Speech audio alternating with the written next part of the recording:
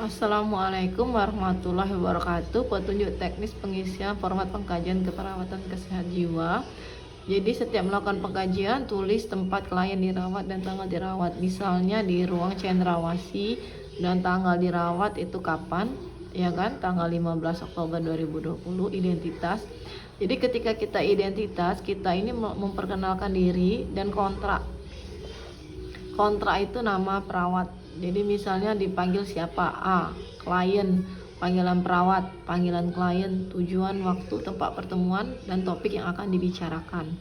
Kemudian usia dan nomor RM, ini rekam medis ya, menuliskan sumber yang didapat yaitu biasanya dari rekam medis. Alasan masuk, jadi kita tanyakan kepada klien dengan keluarga. Jadi yang pertama itu apa yang menyebabkan klien atau keluarga datang ke rumah sakit. Misalnya pasiennya mengamuk, pasien mengurung diri, pasien tidak mau bergaul. Kemudian apa yang sudah dilakukan oleh keluarga mengatasi masalah ini, mengamuk. Jadi meredakan amarah klien, mengajak klien untuk berbicara, mengajak klien untuk keluar rumah. Nah, bagaimana hasilnya? Negatif atau positif, berhasil atau tidak. Kemudian faktor predisposisi, faktor yang melatar belakangi. Apakah klien memiliki gangguan jiwa di masa lalu? Ya atau tidak. Kemudian bila poin 1 ya, bagaimana hasil pengobatan sebelumnya. Nah, kalau dia berhasil, dia dapat beradaptasi, masih ada gejala-gejala sisa, pada kotak kurang berhasil. Kalau tidak ada kemajuan, maka kotaknya tidak berhasil. Jadi regimen terapi inefektif. Kemudian tanyakan pada klien, apakah klien pernah melakukan atau mengalami penganiayaan fisik, seksual, penolakan dari lingkungan, kekerasan dalam keluarga, dan tindakan kriminal sebagai pelaku, saksi, atau korban. Seperti itu ya. Kemudian kita jelaskan. Kemudian tanyakan kepada klien, apakah ada anggota keluarga yang mengalami gangguan jiwa. Nah, kalau misalnya ada, bagaimana hubungannya dengan klien dengan anggota keluarga tersebut, ya kan? Terus apa yang gejala yang dialami, kemudian riwayat pengobatan dan perawatan yang dialami oleh keluarga tersebut. Kemudian tanyakan kepada klien atau keluarga tentang pengalaman yang tidak menyenangkan, kegagalan yang pernah dialami pada masa lalu. Nah, kalau fisik ini kita fokus kepada sistem dan fungsi organ. Jadi kayak TTV, tanda-tanda vital, nadi, tekanan darah, suhu, nafas ya, tinggi badan, berat badan.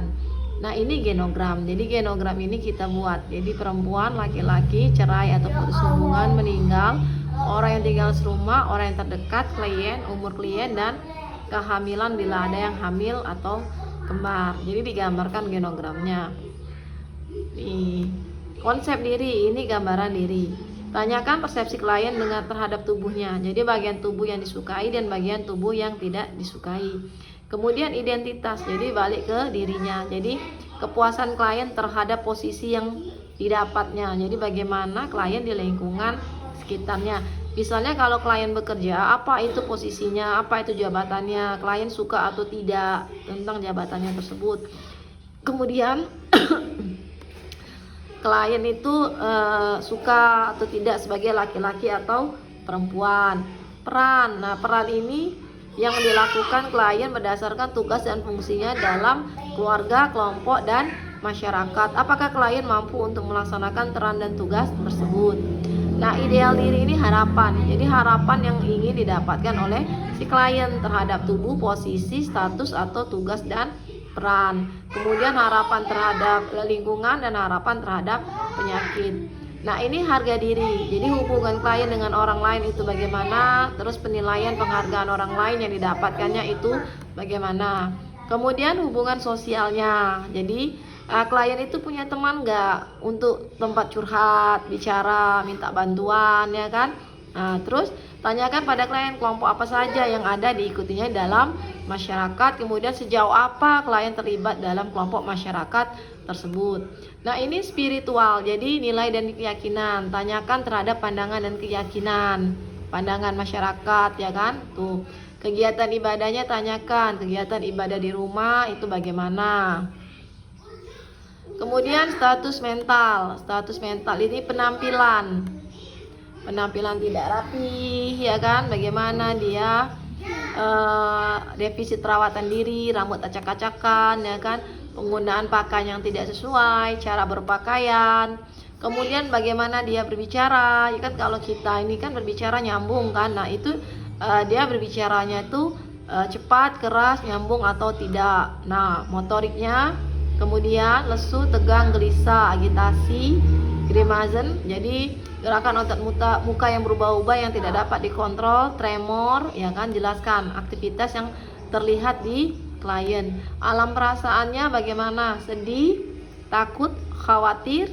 Nah, ini kita jelaskan. Jadi misalnya klien sedih, sedihnya terhadap apa? Takutnya apa? Khawatir terhadap apa? Kemudian afek. Nah, ini afek datar itu tidak ada perubahan muka saat kita stimulus, ya, menyenangkan atau menyedihkan. Jadi kalau datar ini dia, kalau kita ketawa ya dia datar, nggak ketawa. Kalau kita menangis dia nggak menangis, dia datar. Itu namanya afek datar. Jadi nggak ada ekspresi. Kalau tumpul, nah ini agak susah dia bereaksi. Jadi stimulusnya harus emosi yang kuat baru dia bisa terstimulus. Kalau nggak kuat nggak terstimulus dia. Kalau labil ini berubah-ubah, kadang sedih, kadang marah, kadang kecewa. Kalau tidak sesuai ini tidak sesuai. Jadi kalau dia senang, dia nggak ketawa, menangis. Jadi bertentangan dengan stimulus yang ada.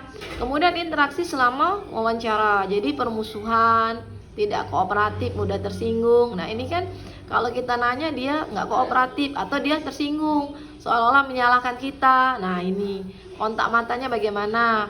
Jadi kalau kita berbicara itu bagusnya kita kontak mata. Jadi kita menatap lawan bicara. Defensif ini mempertahankan pendapat dan kebenaran yang ada pada dirinya.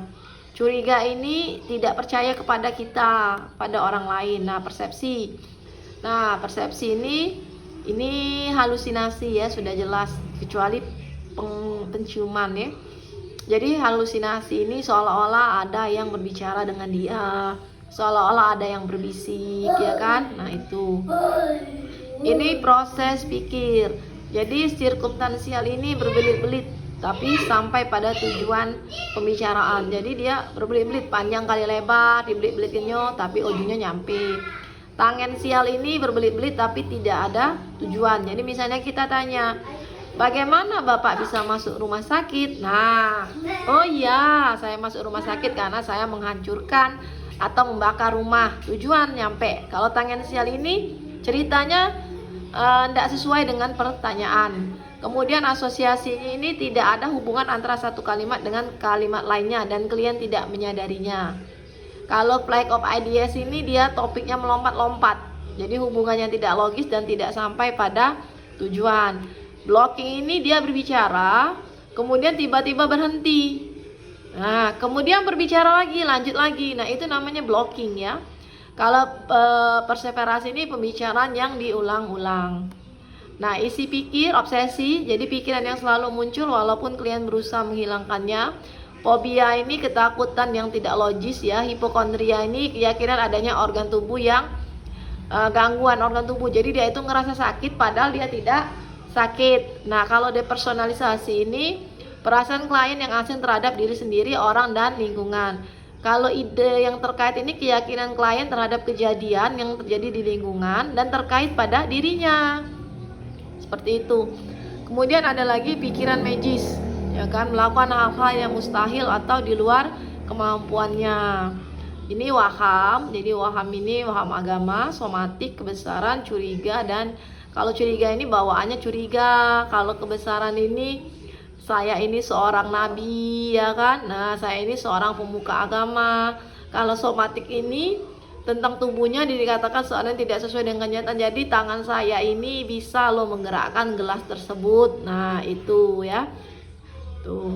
Ini sisi pikir, siar pikir, dan kontrol pikir. Jadi pikiran orang, klien yakin ada ide pikiran orang lain yang disisipkan dalam pikiran yang disampaikan secara berulang. Kalau siar ini mengetahui apa yang dia pikirkan walaupun dia tidak menyatakan kepada orang tersebut, ya kan. Nah, ini tergantung dari apa hasil dari pengkajian kita. Ini tingkat kesadaran bingung. Sedasi, stupor, orientasi waktu, tempat, orang, ya kan. Nah, ini memori. Jadi gangguan daya ingat jangka panjang lebih dari 1 bulan, jangka pendek terjadi dalam minggu terakhir. Gangguan daya ingat tidak mengingat kejadian yang baru saja terjadi. Jadi kalau konfabulasi, pembicaraan tidak sesuai dengan kenyataan, ya kan? Karena apa? Kenapa dia konfabulasi ini? Biar dia memasukkan cerita yang tidak benar untuk menutupi gangguan daya ingatnya. Jadi biar kita itu tidak nyadar kalau dia itu mengalami gangguan daya ingat. Jadi dia itu berbicara tidak sesuai dengan kenyataan, yang ngado-ngado lah ya. Nah, kemudian tingkat konsentrasi dan berhitung. Nah, ini mudah dialihkan. Jadi perhatian klien itu mudah berganti dari suatu objek ke objek lain. Ketika dia berbicara dengan kita, tiba-tiba ada orang lewat. Nah, dia langsung melihat orang lewat tersebut, nggak fokus lagi dengan kita. Kemudian tidak mampu konsentrasi. Jadi meminta berulang-ulang pertanyaan yang sama. Atau ketika kita habis berbicara, habis diskusi, kita minta untuk menyampaikan kembali, klien tidak mampu untuk menyampaikan kembali. Kemudian tidak mampu berhitung. Ini kemampuan penilaian. Jadi kemampuan penilaian ringan ini yang sederhana. Contohnya, berikan kesempatan pada klien untuk memilih mandi dulu sebelum makan atau makan dulu sebelum mandi. Nah, ini. Jadi dia bisa menjelaskan atau bisa mengambil keputusan atau tidak. Ini daya tilik diri. Jadi mengingkari penyakit yang diderita, tidak menyadari gejala, menyalahkan hal-hal di luar. Ini persiapan pulang. Jadi kayak makan, BAB, BAK, mandi, ya kan. Jadi biasanya defisit perawatan diri, berpakaian, istirahat tidur, penggunaan obat, pemeliharaan kesehatannya bagaimana, kegiatan dalam rumahnya bagaimana, ya kan. Dimulai dari merapikan rumah seperti kamar tidur, menyapu, ngepel, mencuci pakaian sendiri. Nah, ini harus diajarkan dan harus ditanyakan bagaimana kemampuan klien. Ini kegiatannya di luar rumah, jadi belanja, perjalanan sendiri menggunakan kendaraan pribadi atau umum. Ini mekanisme copingnya, masalah psikososialnya, pengetahuannya, aspek medik. Jadi obat-obat klien. Jadi nah, ini diagnosa perawatan.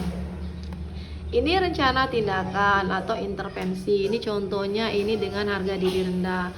Ini setiap kali interaksi, kriteria evaluasi, dan ini intervensi. Ini contohnya ya. Ini ada di matriks MPKP ya, ini isinya. Intervensi. Ini bersama dengan klien buat daftar ya kan. Ini diskusikan 3. Intervensinya kita buatkan semua ya sampai 6 intervensi. Nah, ini CP catatan perkembangannya, evaluasinya nih. Ini pengisian teknis formulirnya ada semua ya. Oke, kemudian ke matriks ASKEP MPKP.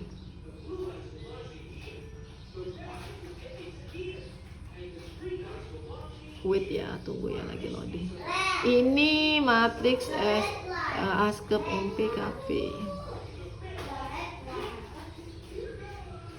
Nih, jadi ini untuk pertemuan 1 sampai pertemuan ke-12. Ya, silakan dibaca. Jadi di sini sudah jelas antara isolasi sosial untuk pasien dan keluarga ya. Jadi ini kalau kita pasien dengan gangguan jiwa itu tidak hanya bagi pasien saja, tapi juga untuk ke keluarga karena lingkungan itu juga berperan. Nah, ini sudah komplit, jadi silakan saja dibaca matriks MPKP. Demikian Ibu tutup dengan lafaz hamdalah. Wassalamualaikum warahmatullahi wabarakatuh.